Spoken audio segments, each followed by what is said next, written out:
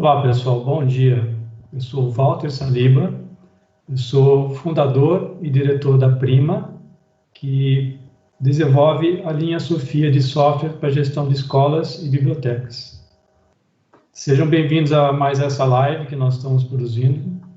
Hoje nós temos um tema muito interessante e desafiador, um tema que já estava bombando um pouco antes da pandemia e agora ainda mais com essa necessidade do isolamento social, que é o ensino à distância, que é um desafio e também uma oportunidade.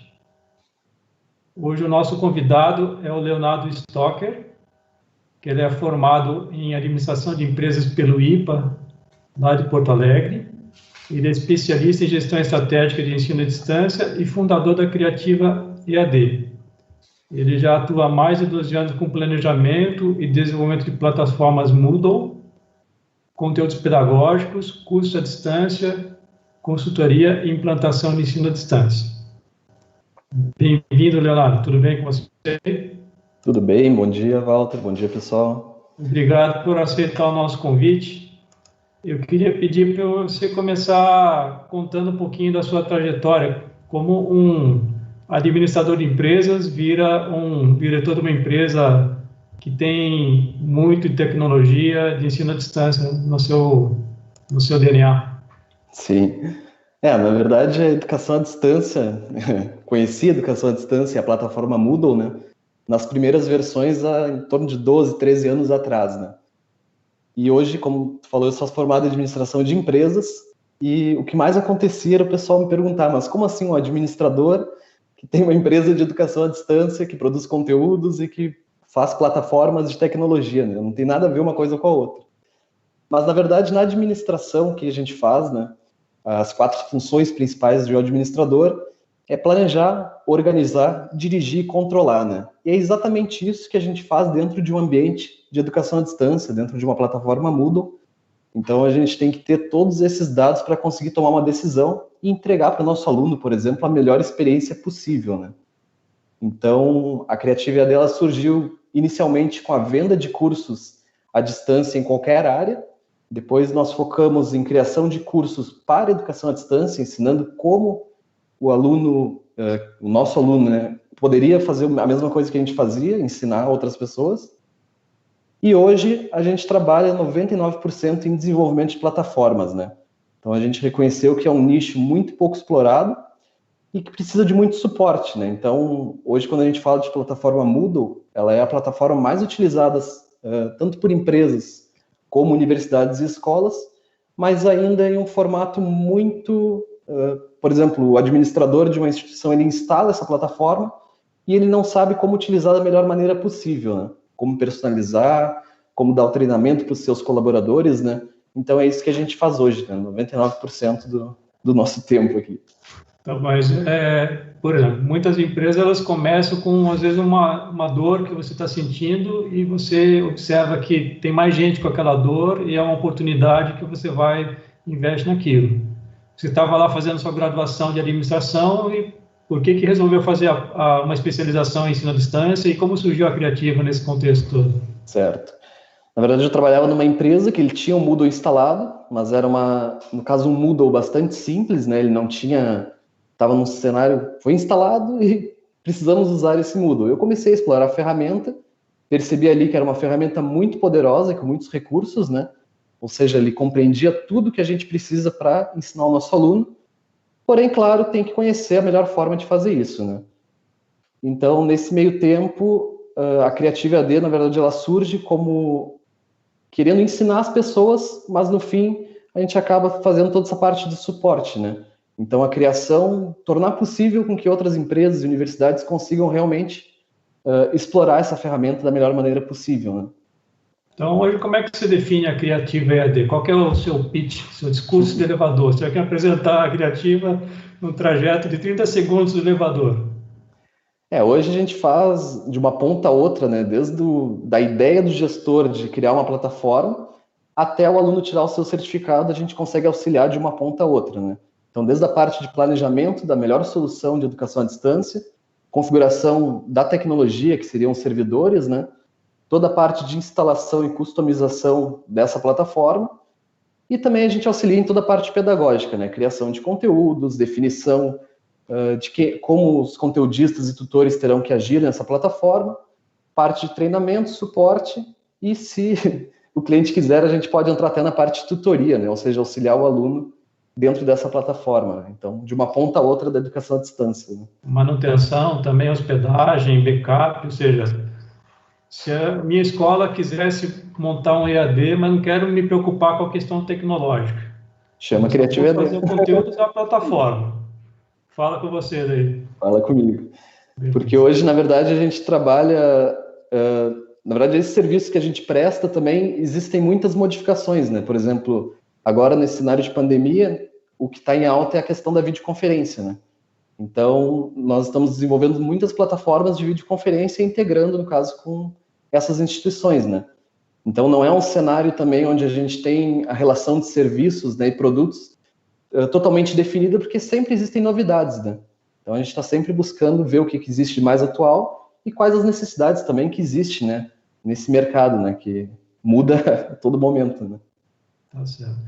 Agora, a gente fala em EAD, às vezes a pessoa pode ter uma visão do EAD, mas ele é uma coisa muito ampla, né? Quais seriam as principais vantagens do ensino à distância na sua visão? Eu acho que a principal vantagem do ensino à distância é que o aluno tem a possibilidade de estudar em qualquer lugar, através de qualquer dispositivo, né? Então, por exemplo, ele pode estar no ônibus indo para a faculdade, ele consegue pegar o celular, ter um vídeo, por exemplo, gravado e estudar, né? Outra vantagem muito grande, por exemplo, é que a gente consegue entregar para o nosso aluno o mesmo conteúdo que antigamente só tinha escrito, por exemplo, de diversas formas diferentes, né? Então, tu pode ter sobre o mesmo conteúdo, por exemplo, um vídeo, um áudio, né, um podcast. A gente pode, por exemplo, fazer uma live, que nem a gente está fazendo aqui, tirando dúvidas, e o aluno pode, inclusive, ter depois um jogo ou algo muito interativo sobre o mesmo conteúdo, né? Então, eu acho que nunca antes, né, na história da educação, se teve tantos recursos e possibilidades de explorar um conteúdo como a gente tem hoje, né? Então, acho que essa é a maior vantagem que eu vejo do ensino à distância, né? Isso até muda, né, o modelo de ensino, né? Não é aquele mais tradicional que o professor me apresenta o conteúdo, mas às vezes eu chego na sala de aula já tendo visto aquele conteúdo e sendo capaz de discutir, questionar, né? Sim, isso é o que a gente chama de sala de aula invertida, né? Onde a gente tem, por exemplo, a gente muda o cenário da sala de aula, porque normalmente a sala de aula, o aluno chega na aula, assiste a aula e depois no fim tira dúvidas, né? E na educação à distância a gente pode ter um cenário um pouco diferente. A gente pode entregar para esse aluno um conteúdo, por exemplo, no dia anterior, ele assiste e vai na aula apenas para tirar as dúvidas dele. Então, na verdade, o ensino à distância ele empodera muito o aluno e a educação, né? Porque tu vai ter uma mudança muito grande, né? Inclusive, outra coisa bem interessante que a gente pode fazer em educação à distância é transformar o nosso aluno, que antigamente era só um telespectador da aula, em alguém que pode criar conteúdo também para os seus colegas, por exemplo. Então, hoje todo mundo tem um celular com uma câmera e consegue criar conteúdo, né? Então, isso também é muito poderoso e pouco explorado, né? Interessante. Agora, se eu fosse um gestor de uma instituição de ensino, né, o que eu precisaria me preocupar, cuidar na hora de escolher uma plataforma e o modelo de ensino à distância que eu vou utilizar? Na verdade, eu acho que o interessante é sempre a gente conhecer o nosso aluno, né? Ou seja, saber o nosso usuário, o aluno, qual a experiência que ele precisa ter para que esse ensino à distância, no caso, na hora que eu passar esse conteúdo, seja algo interessante para ele, né? Então, hoje a gente tem, por exemplo, o nosso aluno, ele liga a televisão e ele tem o Netflix com milhares de conteúdos ali que ele escolhe a hora que ele quer assistir, a hora que ele quer pausar. Então, como a gente consegue transformar esse aluno que já está acostumado a viver num mundo muito interativo e digital, para que ele sinta que a nossa plataforma tem a mesma, está à altura, no caso, do que ele busca, né? Da forma que ele vive hoje, né? Então, isso eu acho que é uma coisa é o primeiro passo, assim, para um gestor de tecnologia. E também tomar bastante cuidado em questão, por exemplo, de qual tecnologia escolher, de como vai ser o cenário de uso dessa plataforma, de avaliação, de mensuração dos resultados, né? Então, acho que o gestor, na verdade, ele tem um trabalho bem grande de ver de forma bastante macro todo esse contexto, né? todo o contexto, no caso da educação à distância, e como a instituição dele se encaixa nesse modelo, né?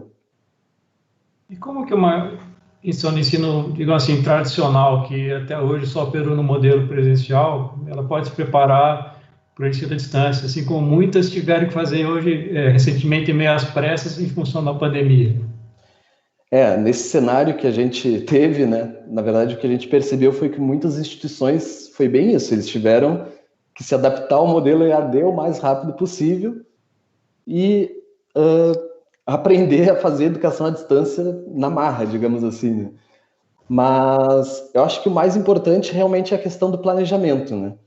Então, por exemplo, quando eu sou um gestor de tecnologia ou um gestor educacional, eu tenho que entender, por exemplo, quem são no caso, as pessoas envolvidas nesse processo, né?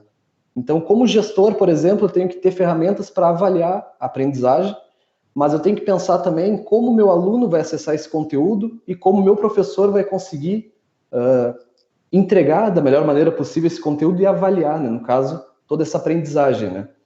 Então é um desafio bem grande, porque tu tem que entender todo o fluxo, né, do que está acontecendo nesse ambiente, né? Eu acho que é um desafio bom, né?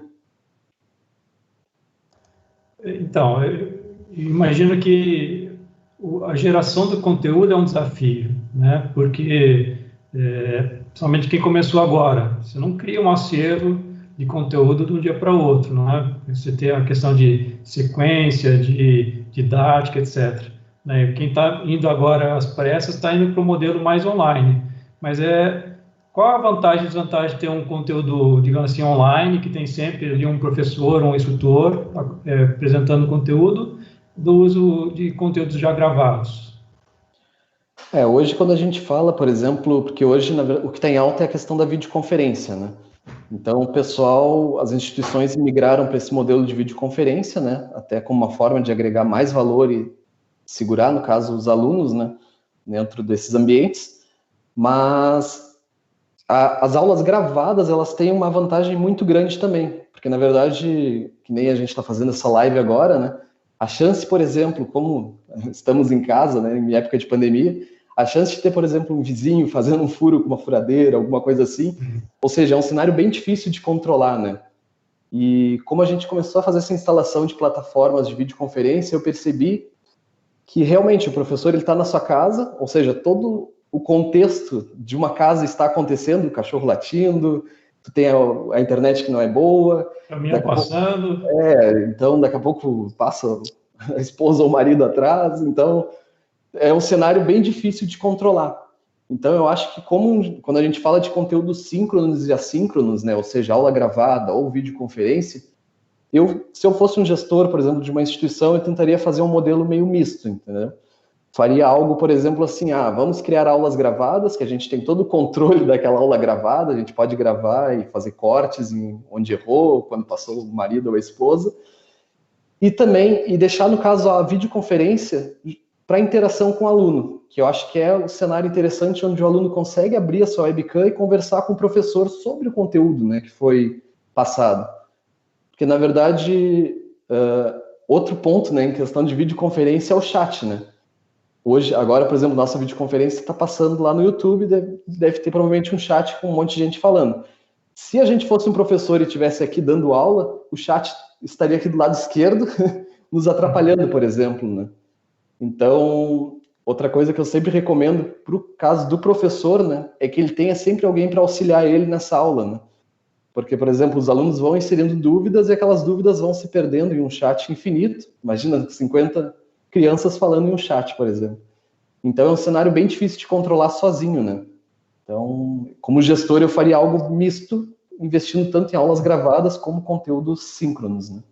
O conteúdo síncrono é interessante justamente para essa interação, né? Mas acho que o gravado ele tem o potencial da escalabilidade. Né? Se eu gravei, que lá pode ser visto milhares de vezes a qualquer momento. Quem não poder participar da live hoje, pois pode assistir no YouTube, não vai poder fazer pergunta mais. Né? Mas, enfim, teve acesso ao que foi falado na apresentação. No caso da sala de aula invertida, o aluno já pode ver em qualquer momento aquele conteúdo antes, tem que seja antes do momento interativo, para ele já chegar preparado para tirar aquela dúvida dele. Essa, por exemplo, é outra vantagem do ensino à distância, né? Tu consegue, por exemplo, essa live que a gente está fazendo hoje fica gravada, daqui a 10, 15 anos alguém consegue assistir. Então, esse conteúdo tem uma escala muito grande, né? Então, antigamente, por exemplo, se o aluno se atrasasse para a aula, ele teria que achar um jeito de descobrir o que aconteceu naqueles 10, 15 minutos que ele não estava, né? Então, normalmente, o aluno tinha um impacto bem grande na sua aprendizagem, né? Outra coisa interessante na educação à distância é a questão de, por exemplo, eu consigo pausar o vídeo e voltar se eu não entendi algum conteúdo. Então, existe uma flexibilidade muito grande do aluno, né? Ele tem um poder muito maior do aprendizado, né? E um ponto que às vezes a gente pode não dar tanta atenção, mas acho super importante na questão do ensino à distância, são os direitos autorais, né? Porque tem um professor que está ali colocando a imagem dele, que pode ser gravada por algum aluno, alguma imagem que ele apresenta para os alunos, sei lá, uma foto, um gráfico, que também vai ser apresentado. Eu contrato um profissional para fazer uma palestra que eu gravo e depois vou reproduzir, vou ganhar dinheiro com aquele conteúdo, muitas vezes, toda vez que ele foi vendido pela internet. Como é que tem que ser tratada essa questão? A questão do direito autoral, na verdade, hoje, se a gente parar para pensar, vou falar do cenário, por exemplo, direito autoral, como eu imagino, e direito autoral no caso brasileiro, tá? Porque assim, o que eu percebo, né? O direito autoral, para ter uma ideia, até cores, por exemplo, que a gente utiliza, por exemplo, quando a gente pega o logo do Itaú, por exemplo, aquelas cores que ele utiliza são patenteadas, entendeu? Existe uma marca registrada daquelas cores. Então imagina, se até as cores existem direitos autorais, qual a chance, por exemplo, de uma imagem que a gente busca na internet, no Google, imagens ali, e coloca na nossa apresentação, na nossa videoconferência, por exemplo, de ter algum direito autoral e no futuro trazer uma incomodação, né? Então, acho que é muito importante ver dois cenários. Como professor, por exemplo, eu tenho que ter noção que cada conteúdo que eu busco da internet, ele pode e provavelmente tem algum direito autoral vinculado a ele. Então, é importante sempre buscar bases de dados, por exemplo, de direito autoral livre. No Google mesmo existem formas de pesquisar se aquela imagem, se aquele vídeo ou se aquele áudio, digamos, ele tem ou não direito autoral, né? Qual, no caso, é a licença que ele está inscrita, né? E mais importante que isso também é sempre revisar, né? Por exemplo, assim, às vezes a gente coloca um link de uma aula no YouTube, por exemplo, de um professor, e daqui a pouco o professor pode descobrir que o link está lá e pedir para tirar, entendeu? Então também o problema do direito autoral é que às vezes a gente usa um conteúdo na melhor das intenções, né? Não quer, no caso, plagiar ou piratear, mas acaba acontecendo também de ser retirado do ar e impactar na experiência do nosso aluno, né? Então, é sempre importante saber exatamente qual o direito autoral daquilo que eu estou utilizando. Se possível, tentar desenvolver o máximo possível, né, as suas imagens, ou utilizar bancos de imagens, inclusive pagos ou gratuitos mesmo, né, que permitem o uso, né? E respondendo ali a outra parte, né, como gestor, por exemplo, de uma escola ou de uma instituição, eu acho que eu investiria muito tempo no treinamento do meu professor, do meu conteudista, né, em como ele buscar os melhores conteúdos de maneira que não afete nada de direitos autorais. Eu acho que isso é uma coisa que eu vejo que eu nunca vi, por exemplo, nenhuma instituição fazer um curso sobre isso a fundo, né? Ou seja, porque realmente é algo que hoje, no Brasil, por exemplo, a gente não...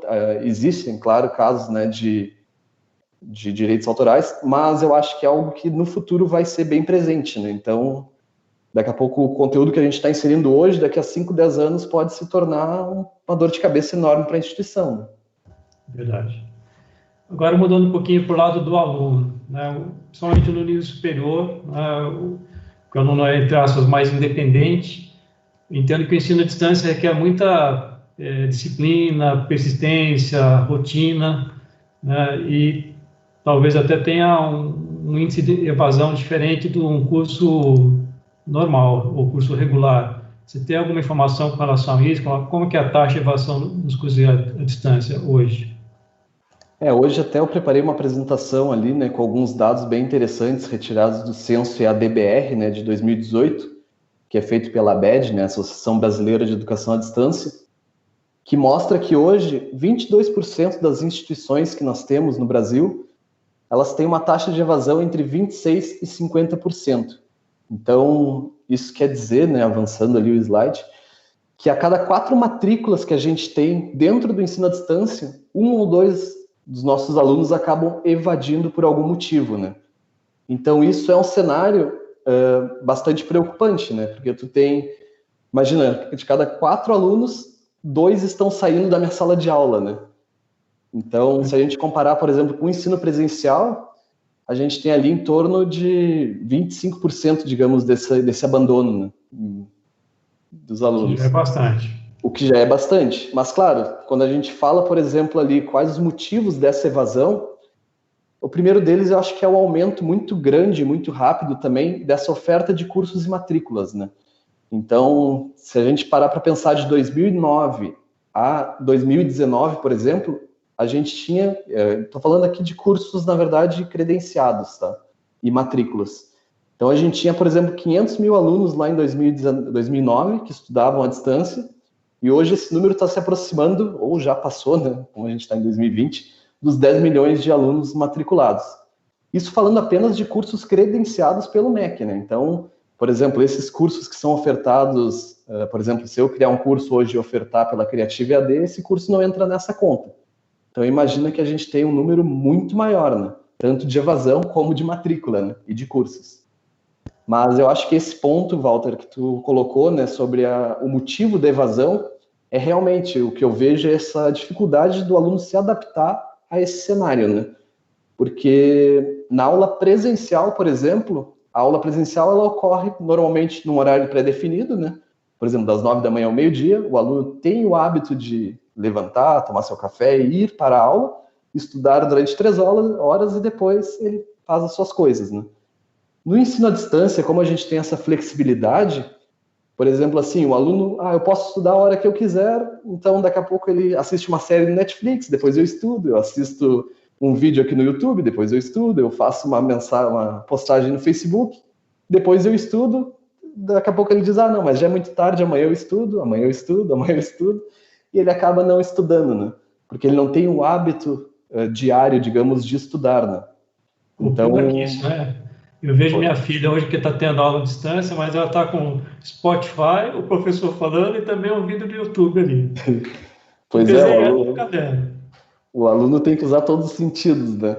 Isso é um ponto interessante, né? Porque, na verdade, ao mesmo tempo que a gente nunca teve, por exemplo, tantos recursos para ensinar o nosso aluno, a gente nunca teve tantas distrações também, né? Porque antigamente, numa sala de aula, por exemplo, no meu tempo, não vou dizer a minha idade, né?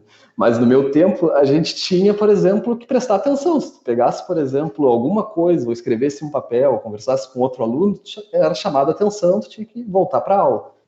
Hoje em dia, por exemplo, numa sala de aula online, tu tem, é que nem tu falou, tu tem o aluno com o YouTube aberto, com o Spotify em um ouvido, o YouTube em outro, então são muitas distrações, né? Que acabam prejudicando muito, né, a aprendizagem. Então, imagina se estivesse numa sala de aula presencial e estivesse passando, por exemplo, iFood, R$ 9,90, frete grátis, não tem como, né? Tanto que agora, por exemplo, na live eu falei, vou colocar meu celular no modo avião para não ter nenhuma distração, porque não existe como tu se concentrar por muito tempo em alguma coisa tendo um celular do teu lado ou tendo várias abas abertas no navegador, né? É verdade.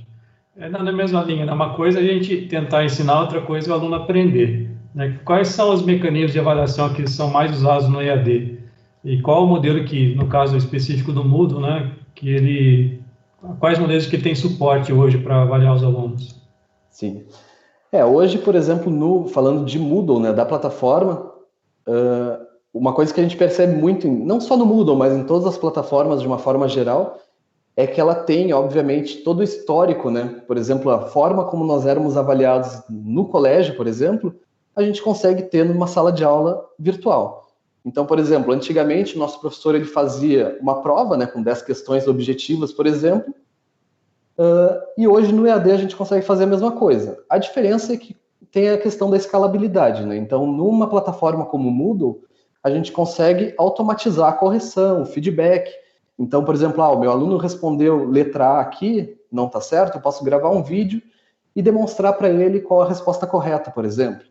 Então, antigamente, essa também é uma outra grande vantagem, antigamente o professor tinha que corrigir, né? Eu me lembro que as professoras ficavam do lado olhando e ela ou era o certinho ou um X, né?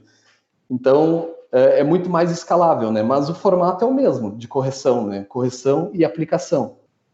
Outro formato que a gente tem é quando o aluno ele produz algum conteúdo, digamos uma redação ou um texto online, né? Então, o aluno ele vai digitar na plataforma, o professor vai ler e vai corrigir, né? Vai apontar todos os pontos, né? Certos e errados. E nos últimos 2, 3 anos, vamos colocar assim, também surgiram muitos métodos de avaliação muito mais interativos, né? Então, hoje existe um software bem interessante chamado H5P, que tem mudado bastante a forma de avaliação, onde a gente consegue criar jogos, por exemplo, jogos e atividades interativas, né, para avaliar o nosso aluno de uma forma muito mais... ele está sendo avaliado, mas ele não percebe que isso é uma avaliação. Acho que isso também é interessante, né? Porque É uma gamificação do aprendizado, digamos assim.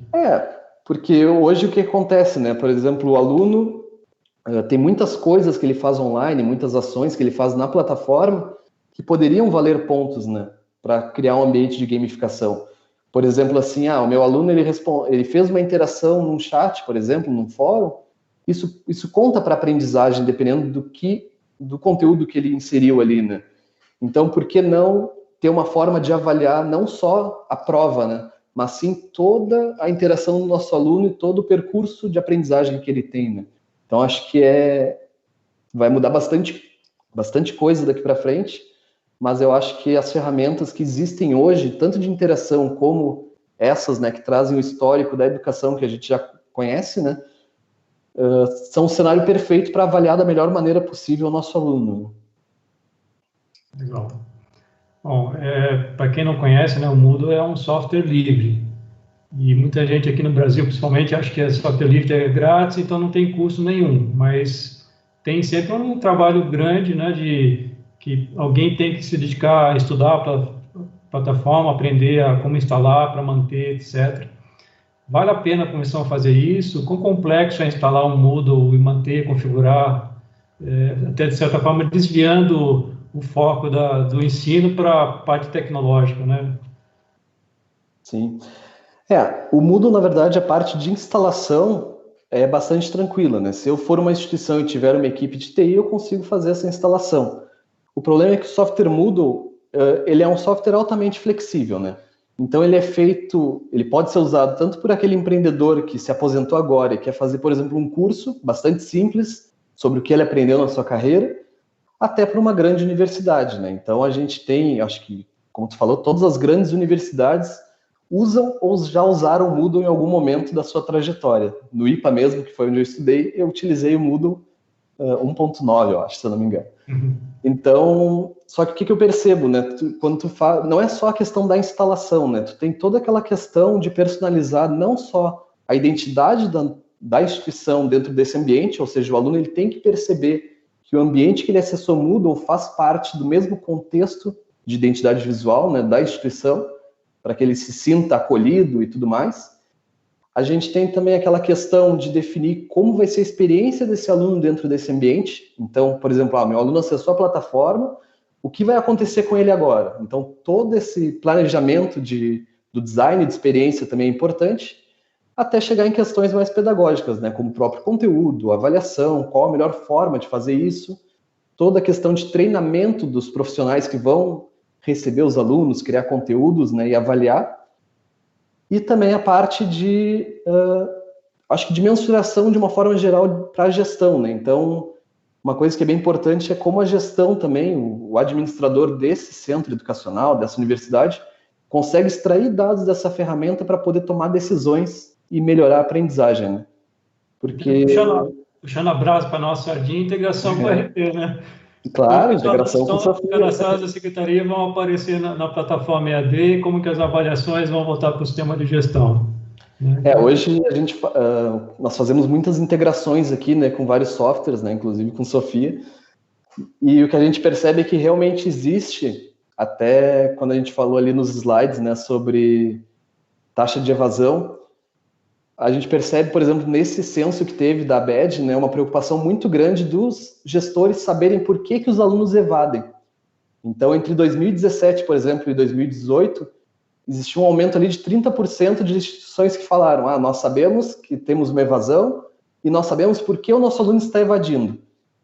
E a única forma de saber isso em um ambiente é através de dados, né? Então, a integração tanto com software de gestão como Sofia, ou a criação de mecanismos para entender por que meu aluno acessa meu ambiente e daqui a 2 meses ele cancela a matrícula, por exemplo. Isso é um dado muito importante, né? Então, toda essa questão, né, da experiência, tanto do aluno, como trazer dados para a gestão do usuário, acaba envolvendo muitos processos, né? Tanto da parte de profissionais diferentes, né? Oi? Acompanhar, digamos assim, a frequência, né, para ver se o aluno está fazendo as atividades, porque se faz 2 semanas que ele não acessa a plataforma, ele já está com o pé fora da escola. Agora, não, se ele está acompanhando uma certa regularidade, é um aluno que tem um potencial menor à evasão, né? Através do Moodle é possível fazer um acompanhamento da frequência dos alunos? Sim, na verdade a gente pode fazer vários tipos de acompanhamento, né? Então, quando a gente faz um projeto, a gente sempre busca também entender como o nosso gestor, por exemplo, ele quer avaliar esse aluno, né? Então, acho que quando a gente fala de uma plataforma de educação à distância, a gente está falando de expectativas, né? Tanto dos gestores, como dos alunos ao acessar, como do professor, né? O professor também ele tem um papel muito importante, né, nesse processo. Mas eu acho que essa questão de realmente entender o que é sucesso ou fracasso dentro de uma plataforma de educação à distância é um ponto muito importante, né?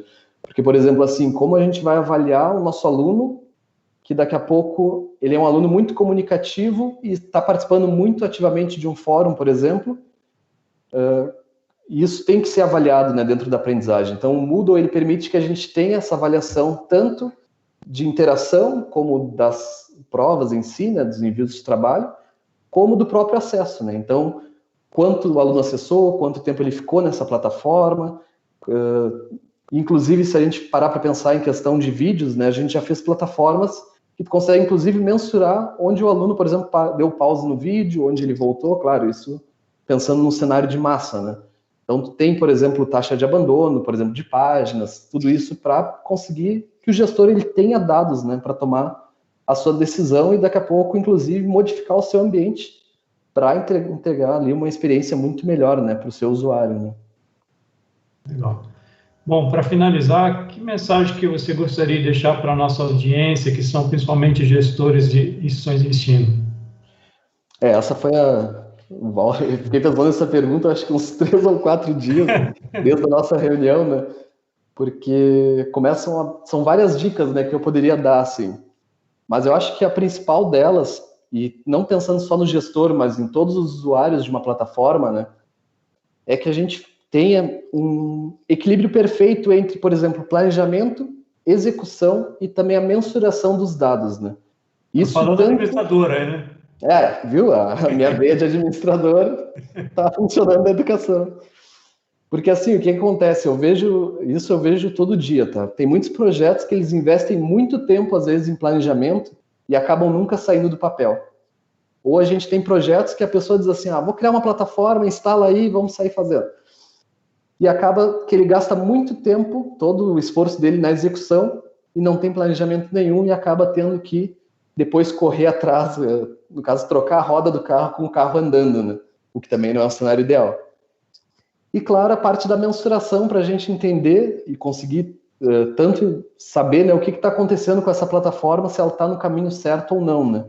Então, eu acho que esses 3 pontos, planejamento, execução e mensuração, eles se encaixam para qualquer dos 3 públicos, tanto para um gestor, para ele tomar decisões, como para um professor, para ele entender se realmente o conteúdo que ele está dando para esse aluno está fazendo sentido, e para o aluno, né? O aluno, acho que ele tem que ter um pouco mais dessa parte do planejamento, né? Do hábito de estudar, e também entender, por exemplo, hoje eu estudei 1 hora pela manhã, foi muito bom, amanhã eu estudo de novo. Então, para os 3 públicos, eu acho que essa seria a mensagem que eu passaria final, assim, uma dica, né? Legal.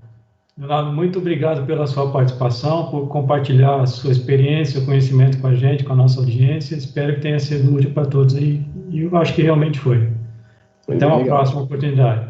Tchau, bom dia. Obrigado, bom dia. Tchau, tchau.